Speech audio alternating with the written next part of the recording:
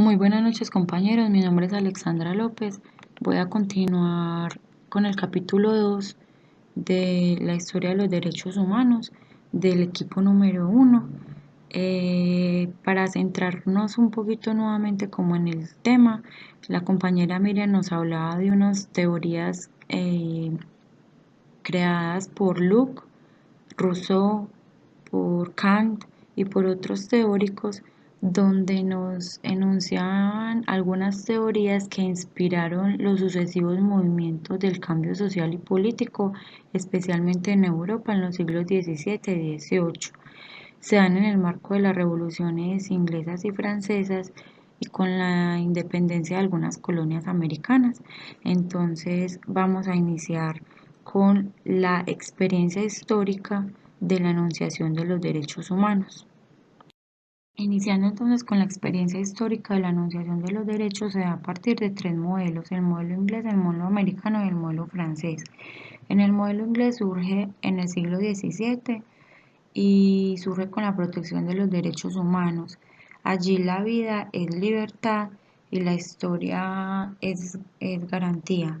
La revolución termina con la Declaración de los Derechos Humanos, Bill of Rights, llamados en esa época también como la existencia de un derecho individual superior a cualquier condición social, y la define en su contenido con tres aspectos fundamentales como son la libertad, la igualdad y la propiedad. Seguidamente el modelo americano, sus antecedentes son basados entonces en el modelo inglés y se da en el marco de la independencia de algunas colonias inglesas, en especial la de Massachusetts en 1641. Es un primer modelo, como por así decirlo, moderno, porque se da opción a la participación política. Nace entonces la primera generación de derechos, como es el derecho a la vida, el derecho al comercio, el derecho a la libertad, al voto, a la migración y a la felicidad. Finalmente, el modelo francés se desarrolla en el marco pues, de la Revolución Francesa, y los aspectos más relevantes allí fueron la separación de los poderes ejecutivo, legislativo y judicial. También presentaron entonces un modelo laico que rompe con la relación entre el gobierno y la religión.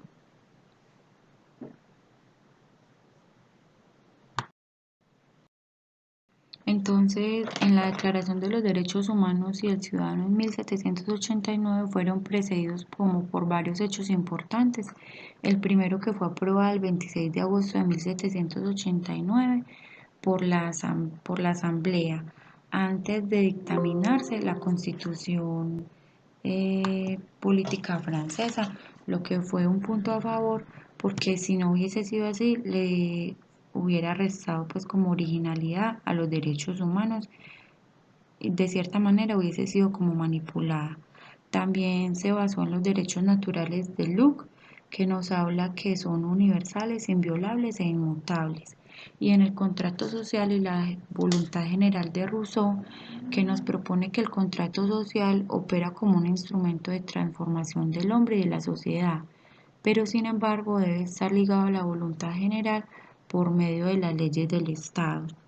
Los derechos principales que se dieron fueron la libertad, la igualdad, la seguridad, la propiedad y el derecho a la resistencia.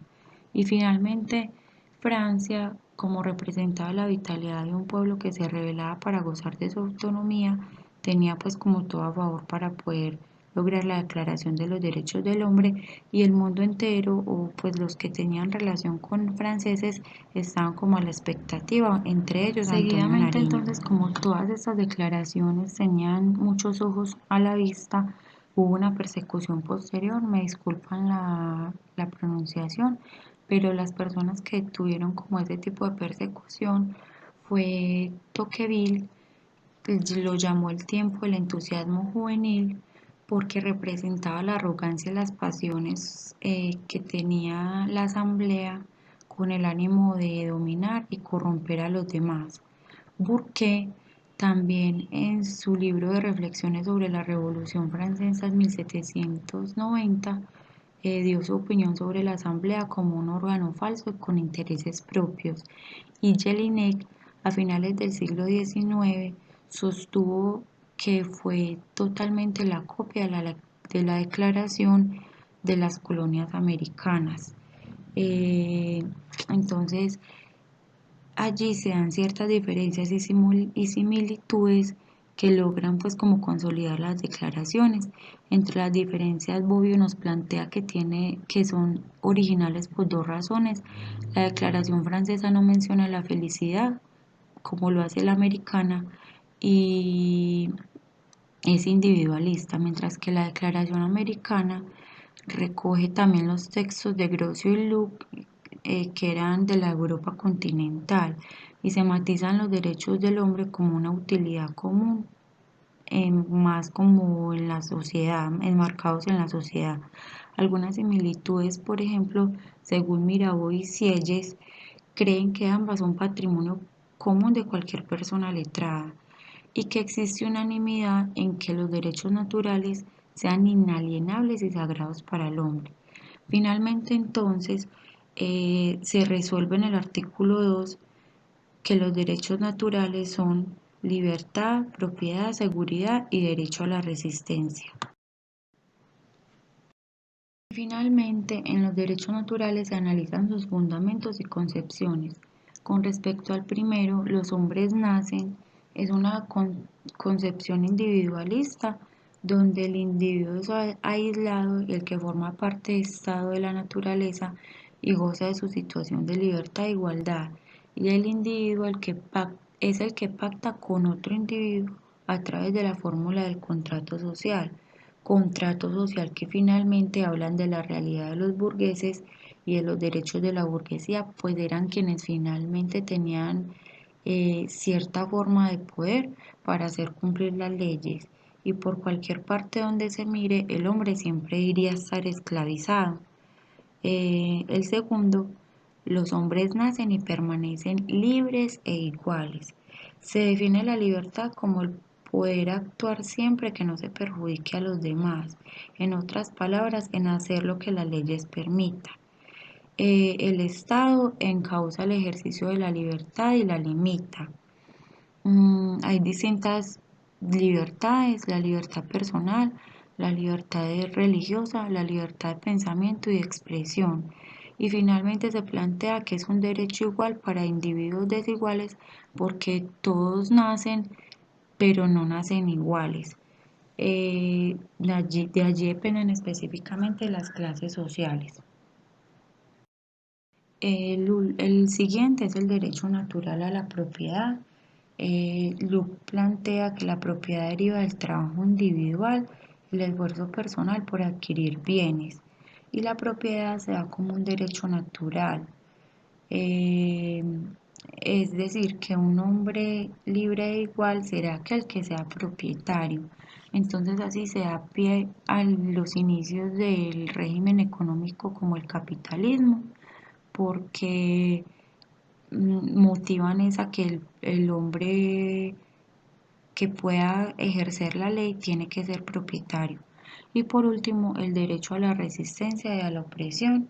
Se podía emplear la fuerza y la violencia sin permiso de la ley o en estado de guerra contra el Estado. Es inspirado en la teoría de Locke en cuanto a la resistencia a la autoridad, en cuanto ésta incumple las leyes que se den o cuando se imparta un poder tiránico. Es un derecho de segundo orden, perdón, cuando los derechos principales han sido violados por la autoridad. Entonces, según Bobbio, es la justificación póstuma a la lucha contra el antiguo régimen o contra la autoridad pública. Muchas gracias, compañeros, por escucharme. Finalmente, entonces, hacemos pues como la siguiente reflexión. eh, Antonio Nariño, 5 años después, en 1794, eh, hace la traducción del francés al castellano sobre los derechos humanos. Entonces, la historia y la realidad nos deja como conclusión que estos han sido y serán una preocupación indefinida, pero con características similares en esa época y en la actual, como es la desigualdad, la pobreza, el hambre, el desempleo. Además, ningún sistema ni capitalista, ni socialista, ni comunista ha podido con la problemática de la convivencia social y la lucha entre poderes. Después, desde que el dinero esté por encima del hombre, el poder siempre va a estar allí y es de nosotros generar conciencia sobre la verdadera vivencia de los derechos humanos en esta época. Muchas gracias.